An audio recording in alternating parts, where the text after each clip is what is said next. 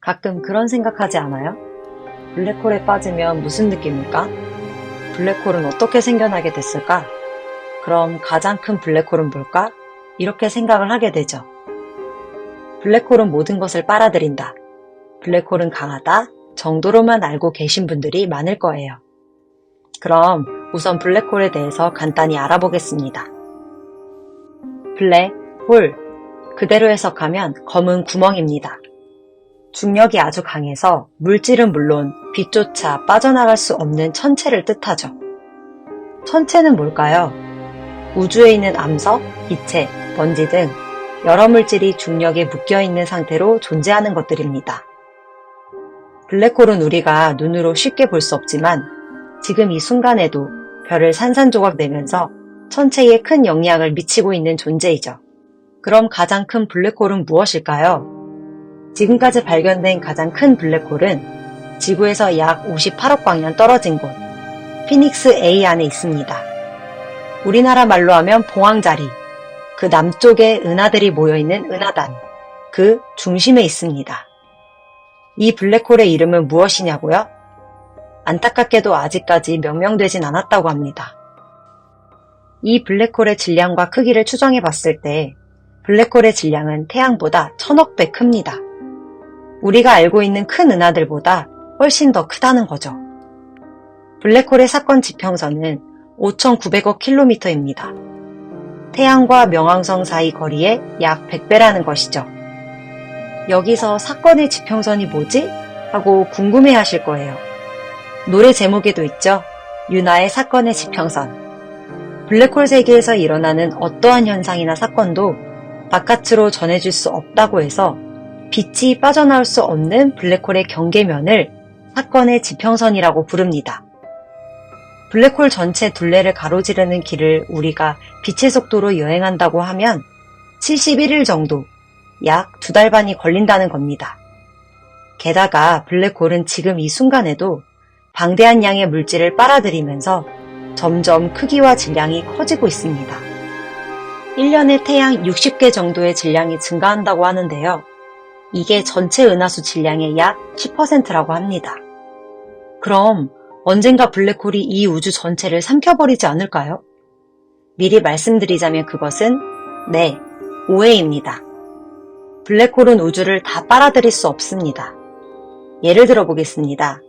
태양이 지구보다 중력도 세고 무겁지만 지구를 잡아먹지는 않죠. 마찬가지로 블랙홀도 이리저리 옮겨 다니는 게 아니라 자기 자리를 지키고 있기 때문에 어떤 물체가 블랙홀 중력권 안에 진입하지만 않는다면 빨아들이지 않는다는 말입니다. 그런데 만약 어떤 물체가 블랙홀 사건의 지평선에 들어간다? 그럼 결국 죽게 됩니다. 우리가 살아가는 데에 있어서도 각자의 선을 중요하게 생각하죠. 우주에서부터 반영이 된 걸까요? 그렇다면 이 거대한 블랙홀은 어떻게 생기게 되었을까요? 블랙홀이 생기게 된 2가지 가설을 알려드리겠습니다.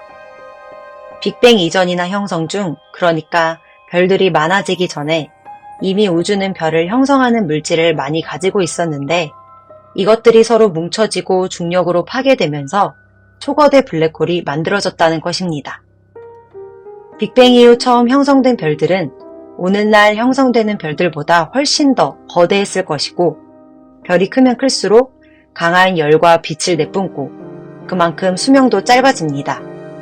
그때 가장 거대한 별들이 죽음의 끝에 도달했을 때 작은 블랙홀들끼리 서로 뭉쳐지고 합쳐지면서 초거대의 블랙홀이 생겨났다는 것입니다. 우리는 블랙홀이 있는지 어떻게 알았을까요? 우주에 있는 별 중에 50% 이상은 쌍으로 존재하는 쌍성입니다. 2개의 별 중에 무거운 별이 먼저 죽으면 그게 블랙홀이 되는 것이죠. 블랙홀이 되었다고 다른 곳으로 가는 게 아니라 2 별은 서로의 중력에 의해서 계속 서로의 주위를 맴돕니다. 만약에 같이 있는 별의 크기가 커지게 되면 별에 있는 물질이 블랙홀 쪽으로 빨려 들어가게 되는데 이때 빨려 들어가는 물질이 주변에서 원반을 형성하면서 강력한 X선을 만들어내게 됩니다. X선은 우리가 병원에서 찍는 엑스레이, 빠른 전자를 물체에 충돌시킬 때 투과력이 강한 전자기파가 방출되는데 이를 X선이라고 합니다. 자, X선 망원경으로 관찰을 합니다. 별 주변에 뭐가 돌고 있잖아. 주변에서 강한 X선이 나오고 있네. 오케이, 여기 블랙홀 라고 생각할 수 있겠습니다. 그럼 우리는 어떻게 블랙홀의 존재를 언제부터 알았을까요? 인류 역사상 가장 유명한 물리학자 알버트 아인슈타인.